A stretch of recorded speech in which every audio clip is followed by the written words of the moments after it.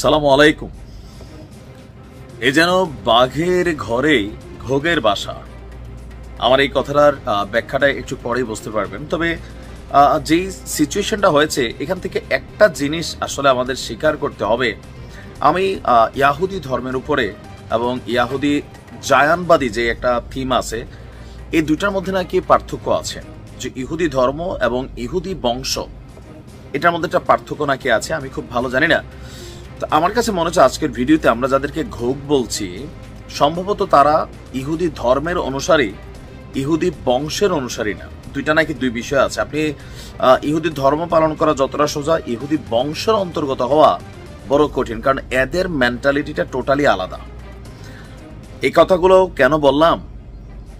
আমাদের ফিলিস্তিনের গাজাতে যে যুদ্ধ চলছে এই মুহূর্তে, সেখানে ইসরায়েলের যে সকল সেনাবাহিনী, বিমান বাহিনী বা নৌবাহিনীর যারা সামরিক কর্মকর্তা আছেন, তারা প্রত্যেকেই কি আসলে এই যুদ্ধটাকে এনজয় করছেন? আমরা যখন এটাকে অন্যায় মনে করছি, অযৌক্তিক মনে করছি, যে এই যে ঘটনাগুলো ঘটছে, হাজার হাজার মানুষের জীবন যাচ্ছে, এগুলো আসলে কতটুকু যৌক্তিক তাদের দৃষ্টিতে? তাদের মধ্যে এমন শত শত হাজার হাজার লক্ষ লক্ষ মানুষ আছেন যারা মনে করেন এই যুদ্ধটা হওয়া উচিত না, ওইখানে যা ঘটছে এটা অন্যায়। সাধারণ মানুষের মনে করা আর সেনাবাহিনী বা বিমান বাহিনীর সদস্যদের মনে করার মধ্যে আকাশ পাতাল পার্থক্য আছে। খুবই আশ্চর্যজনক ঘটনা। আমি বিশ্বাস করি যে এই ঘটনায় তাদের যে অন্তরের পরিবর্তন, যে ডাক বা যেই জিনিসগুলো তারা ফিল করছে, এটা একটা ঐশ্বরিক কর্মকাণ্ড।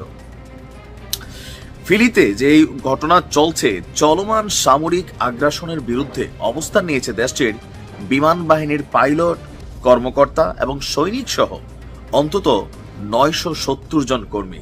আর প্রথমবারের মতন এত বড় সংখ্যক রানিং এমপ্লয়ি। এই অভিযানের মূল সারির নেতৃত্বে কিন্তু আছে বিমান বাহিনী, কারণ তারাই আকাশপথে এই ঘটনাগুলো ঘটায়। তো এদের মধ্যে এত বড় সংখ্যক একটা টিমের এই যে বিদ্রোহ, এটাকে কিন্তু স্বাভাবিকভাবে হজম করতে পারছে না সরকার।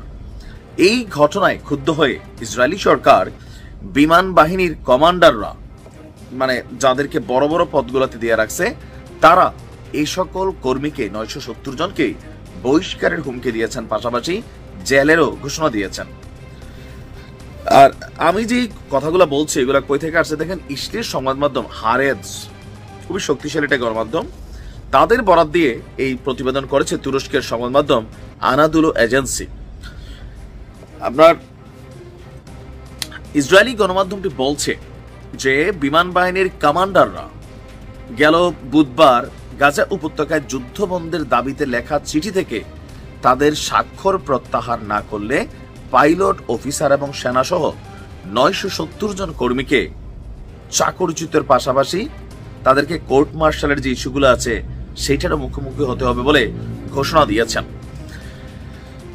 আর এদিকে কমান্ডাররা, রিজার্ভ সদস্য যারা আছেন, তাদেরকেও বলছেন তাদের মধ্যেও যদি সার্ভিসে থেকে যুদ্ধের বিরোধিতা করা হয়, তবে তাদেরও বরখাস্ত করা হবে। অবশ্য এই হুমকি কিছুটা কাজে দিয়েছে। এই হুমকির পর মাত্র 25 জন স্বাক্ষরকারী 970 জনের মধ্য থেকে তাদের নাম প্রত্যাহার করেছে। বিমান বাহিনীর সিনিয়র কর্মকর্তা এবং পাইলট সহ চিঠিতে স্বাক্ষরকারীদের যুক্তি হচ্ছে, এই যে যুদ্ধটা হচ্ছে, এটা রাজনৈতিক স্বার্থে হচ্ছে।